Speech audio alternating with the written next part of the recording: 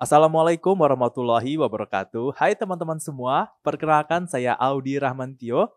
Selamat datang di Ruang Tengah. Senang banget nih, saya bisa menyapa teman-teman semua nih di tengah-tengah ibadah puasa, pastinya di bulan suci Ramadan. Nah, buat teman-teman yang belum tahu, Ruang Tengah merupakan persembahan dari cariustad.id, sebuah platform yang menghadirkan ustadz dan ustazah yang ramah dan kompeten untuk berbagai kegiatan keagamaan, dimulai dari belajar Islam untuk anak sampai dewasa, bimbingan mualaf, khotbah Jumat, sampai kajian di kantor. Cari Ustadz kali ini berkolaborasi dengan Kelas Penyiar Indonesia yang merupakan tempat belajar public speaking dan broadcasting buat siapapun yang ingin meningkatkan rasa percaya diri, skill komunikasi, ataupun berkarya dengan suara. Follow aja langsung Instagram @kelaspenyiar_id atau klik kelaspenyiar.com untuk dapetin informasi selengkapnya. Sejalan dengan semangat wasatiyah yang berada di tengah, Cari Ustadz senantiasa mengajak untuk selalu kritis belajar atas berbagai topik dari berbagai sumber. Maka di ruang tengah ini setiap topik tidak hanya akan dibahas dalam perspektif agama oleh ustadz dan ustazah yang kompeten, tapi juga oleh para ahli dari bidangnya masing-masing. Gimana nih kabarnya teman-teman hari ini puasanya? Lancarkah? Insya Allah lancar ya teman-teman ya. Lancar puasanya, lancar ibadahnya, lancar ngajinya, lancar sedekahnya, dan juga lancar rezekinya. Nah, hari ini kita akan membahas sebuah topik nih yang sangat seru sekali dan sering banget nih ditanya di fitur Tanya Ustadz pada platform Cari Ustadz, yaitu tentang pengasuhan anak tugas perempuan. Apakah benar yang namanya mengasuh anak itu cuma tugasnya perempuan, tugasnya ibu-ibu? Apakah bapak-bapak tidak memiliki peran untuk dalam mengasuh anak? Kita akan bahas semuanya lebih detail lagi dengan dua narasumber yang sudah hadir di tengah-tengah kita ini. Saya yang menyapa dulu. Assalamualaikum Ibu Badriah. Waalaikumsalam warahmatullahi wabarakatuh. Gimana kabar hari ini? Alhamdulillah baik, sehat. Alhamdulillah. Nah, saya juga ingin menyapa nih Managing Director dari Think.Woman dengan Mbak Anantia. Assalamualaikum Mbak Anantia. Waalaikumsalam. Gimana kabarnya hari ini Mbak? Baik-baik hari ini. Alhamdulillah. Nah, untuk informasi teman-teman, Think.Woman adalah organisasi berbasis komunitas perempuan yang menyediakan program pemberdayaan perempuan melalui program Perempuan Maju Digital. Dan hari ini kita akan langsung aja membahas tentang apakah pengasuhan anak tugas perempuan saja? Apakah benar dalam Islam yang namanya mengasuh anak hanya kewajiban perempuan sepenuhnya? Iya, bismillahirrahmanirrahim. Dalam Al-Quran maupun hadis ada ayat dan hadis yang secara eksplisit menyatakan bahwa pengasuhan itu ya parenting. Parent itu ya ayah dan ibu, bukan mothering gitu ya. Ya, bukan mothering tapi parenting. Yang pertama surah Al-Baqarah ayat 233. Surat ayatnya panjang. Saya ambil langsung, kita ambil sarinya ya. A'udzubillahi minasyaitonirrajim. Bismillahirrahmanirrahim. Wal walidatu yurdi'na auladahunna haulaini kamilaini liman arada ayyutimmar radha'ah wa 'alal mauludi lahu rizquhunna wa kiswatuhunna bil ma'ruf. Nah, ayat ini, awal ayat ini adalah seorang ibu yang melahirkan anaknya hendaklah menyusui anaknya sampai 2 tahun sempurna bagi yang ingin melakukan penyempurnaan tersebut gitu ya. Dan pada saat itu bagi ayahnya wajib mu'alal mauludilahu memberikan rezeki, mencukupi gizi, pakaian, makanan, termasuk juga waktu istirahat begitu ya untuk istrinya dengan cara yang ma'ruf, bukan dengan marah-marah, bukan dengan merasa dominan. Nah, seperti itu gitu. Ini menunjukkan satu, ada kolaborasi. Ketika seorang anak lahir, ibu melakukan fungsi reproduksi, maka ayah juga harus berperan untuk memastikan bahwa ibu dan anaknya ini bisa sehat, bahagia, tercukupi gizinya, begitu ya, sandang pangannya juga tercukupi, kira-kira seperti itu, dengan cara yang baik. Nah, yang kedua, la tukallafu nafsun illa wus'aha. Terusan ayat. Tapi dalam proses itu semuanya tidak boleh dibebani di luar batas kemampuannya. Artinya ayah sudah maksimal, istrinya juga jangan terlalu menuntut. Istri kalau memang sudah capek, misalnya nyusuin anak, ngurusin ini, ya suami juga harus ikut turun Kira-kira seperti itu gitu ya. La tukallafu nafsun illa wus'aha. Jangan memberikan beban yang berlebihan di luar batas kemampuan masing-masing. Karena itu beban itu adalah sesuai dengan kesanggupan. Yang kedua dalam parenting. Kemudian prinsip yang ketiga, tidak boleh ada salah satu pihak yang menderita karena adanya anak. Nah, ini sering terjadi ya. La tudarra walidatum biwaladiha wala mauludul lahu biwaladihi wa 'alal warithi mithlu dzalik. La tudarra walidatum biwaladiha, ibu tidak boleh kemudian karena dia punya anak lalu dia sendirian ngurusin anaknya sampai capek banget, sampai menderita, sampai kurus kering begitu. Nah, begitu juga ayah. Oh, ibunya nggak bertanggung jawab, kemudian ibunya ninggalin begitu saja, anaknya dibebankan ke suaminya sendiri, kan ada juga ya yang seperti itu. Nah, itu juga tidak boleh seperti itu, begitu. Bahkan Al-Qur'an itu lebih jauh lagi pandangannya. Wa 'alal warithi mithlu dzalik. Waris, ahli waris, keluarga pun juga jangan. Bapak ibunya asik-asik di luar, cuek, anaknya dibebankan pada neneknya.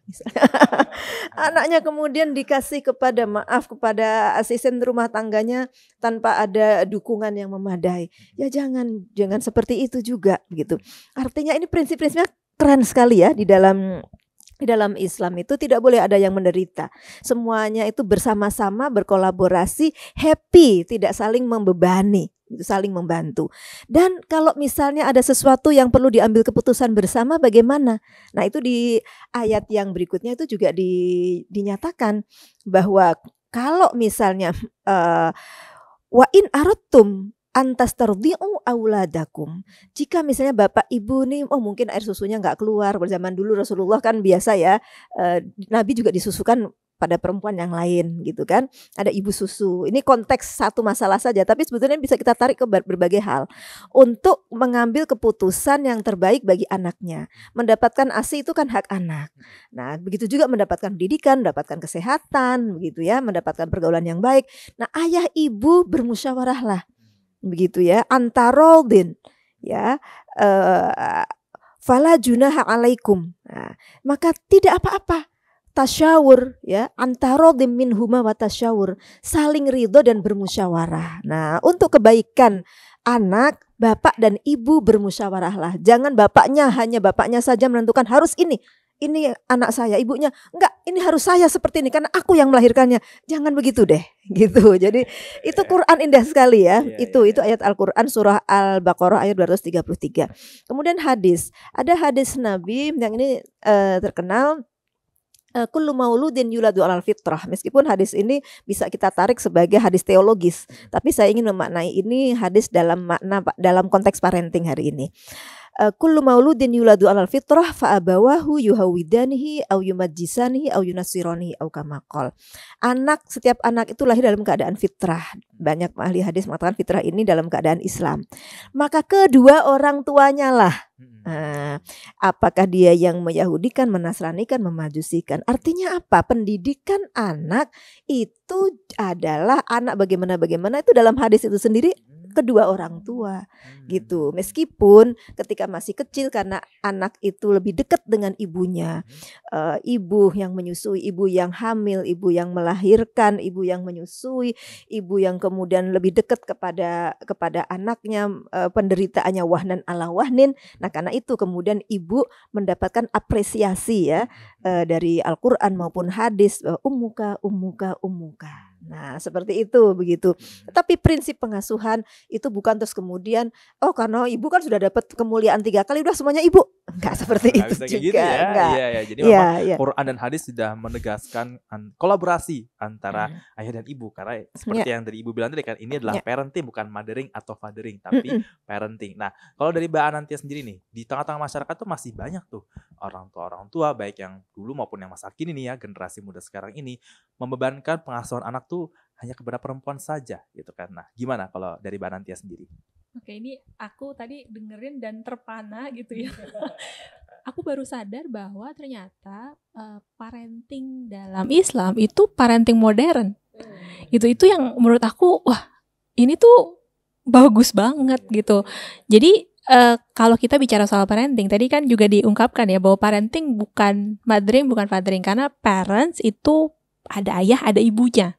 Berarti kalau ada ayah dan ibu itu berarti ada berdua gitu, ada ininya kolaborasi bersamanya. Jadi kalau tadi disebutkan bahwa masih banyak pandangan bahwa pengasuhan itu ada di tangannya ibu gitu, itu berarti kita masih bicara dalam tataran bahwa pengasuhan itu dikaitkan dengan peran gender dari ibunya gitu. Padahal ketika kita bicara soal pengasuhan itu tidak bisa sebenarnya tidak bisa dikaitkan dengan itu saja gitu. Jadi bicara soal pengasuhan, kalau misalnya kita bicara soal peran perempuan adalah dari sisi biologisnya melahirkan, hamil, melahirkan dan juga menyusui. Sedangkan kalau kita bicara soal pengasuhan itu tidak berhenti pada hamil, melahirkan dan menyusui gitu. Masih ada banyak sekali hal lain yang terkait dengan pola pengasuhannya.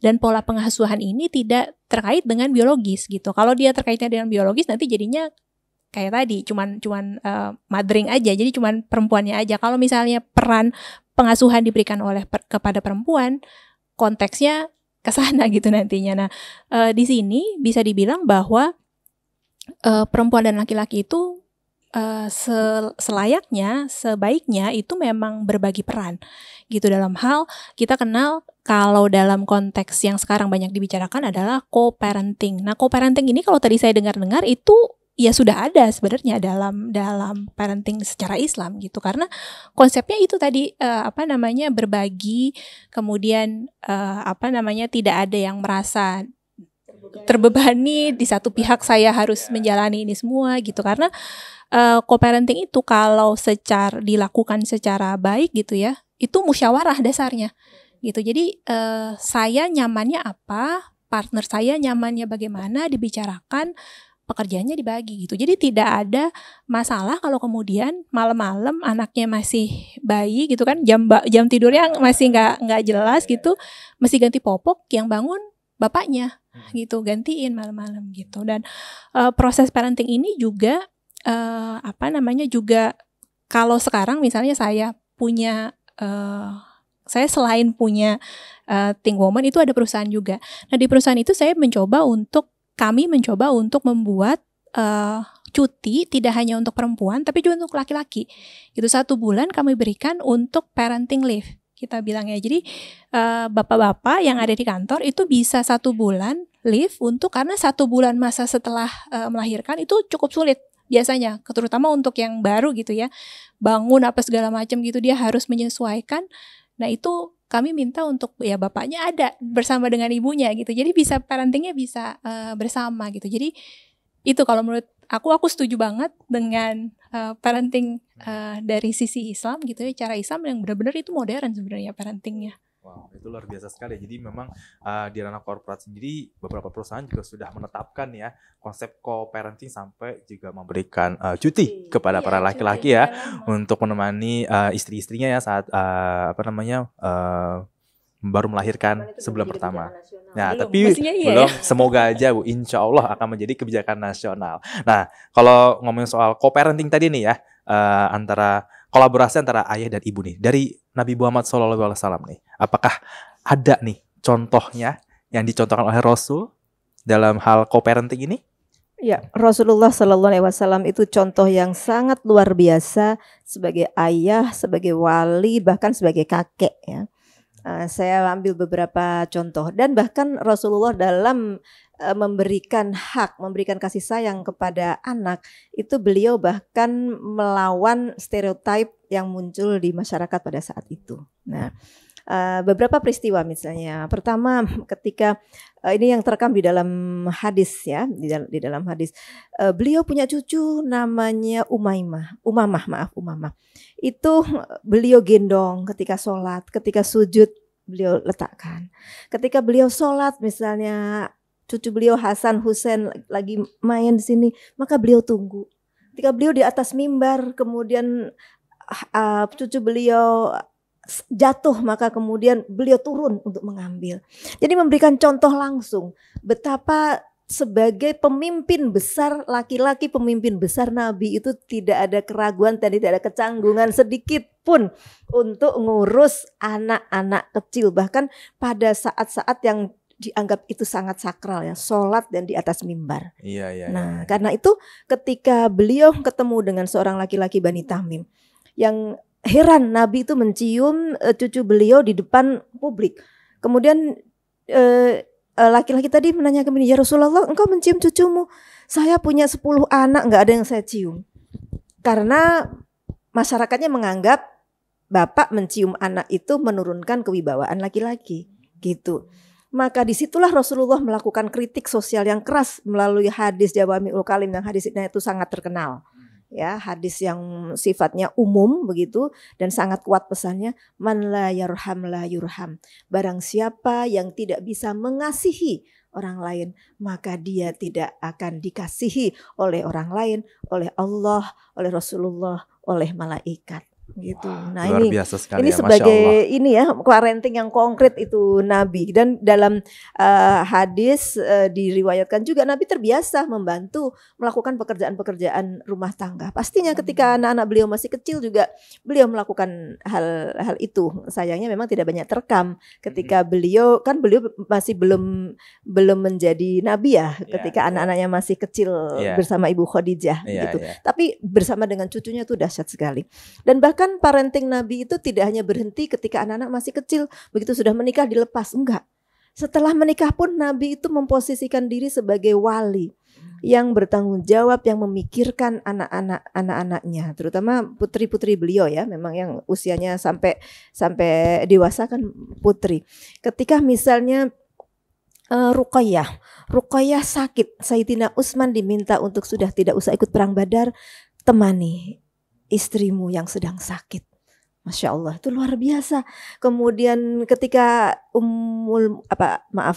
putri Rasulullah Fatimah radhiyallahu anha mau dipoligami oleh Sayyidina Ali gitu ya, maka Nabi yang kemudian langsung pasang badan, Fatimah banatun minni. Fatimah itu adalah darah dagingku.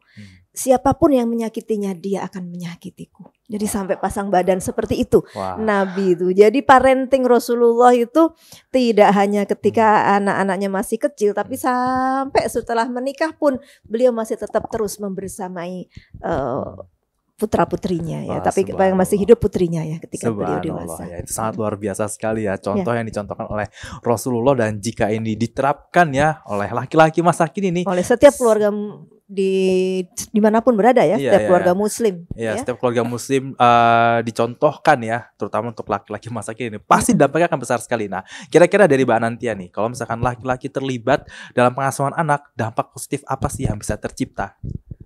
Oke, ini menarik juga karena ternyata dampak positifnya tuh banyak gitu ya. Jadi ada beberapa studi yang bilang bahwa kalau suaminya atau ayahnya terlibat dalam pengasuhan anak, itu ada yang bilang bahwa anaknya menjadi lebih gampang bersosialisasi, lebih pede gitu, dan kognisinya lebih bagus. Jadi kemampuan dia untuk berpikir, mengolah informasi itu lebih bagus gitu. Itu ada studi yang menggambarkan itu. Ada juga studi yang bilang bahwa anaknya jadi lebih bahagia gitu. Jadi dia tuh lebih appreciate dan lebih gampang berbahagia gitu. Itu ada studinya juga yang menyebutkan itu. Dan yang ketiga, dampak positifnya juga adalah terhadap anaknya, itu anaknya jadinya dia lebih secara ekonomi nanti ketika dia bekerja itu lebih baik gitu. Jadi kemampuannya dia untuk kayak seperti tadi ya, kan sosialisasinya bagus, kemudian kognisinya bagus. Ketika dia harus bekerja gitu ya, jadi dia lebih bagus juga gitu. Jadi keadaan ekonominya lebih baik gitu. Dan ketika pengasuhannya terjadi, dampaknya tuh nggak hanya pada anaknya, dampaknya pada keluarganya secara keseluruhan gitu. Jadi kan harmonisasi tadi kan, menikah ya, ketika menikah dia juga akan menurunkan itu juga ya terlihat pada keluarganya Jadi segitu banyak dampak positif yang tercipta jika misalkan laki-laki terlibat dalam pengasuhan anak ya. Bahkan bukan cuma dari masa kecil aja nih ya, tapi sampai dewasa, bahkan sampai punya keluarga. Dan tadi sudah dicontohkan secara real oleh Rasulullah SAW. Dan jika yang dicontohkan Rasul tadi diterapkan nih kepada para laki-laki Muslim, masa kini nih, saya yakin pasti dampaknya akan sangat luar biasa sekali. Nah, buat teman-teman nih ya, jangan sampai ketinggalan nih episode-episode selanjutnya di Ruang Tengah yang akan membahas berbagai topik-topik seru lainnya. Saya mengucapkan terima kasih kepada Ibu Badria dan juga Mbak Anantia atas kehadirannya dan juga berbagai perspektif yang sudah dibagi pada kesempatan kali ini. Sama-sama, Mas. Baik, saya Audi Rahmantio, pamit undur diri dulu. Wassalamualaikum warahmatullahi wabarakatuh. Waalaikumsalam warahmatullahi wabarakatuh.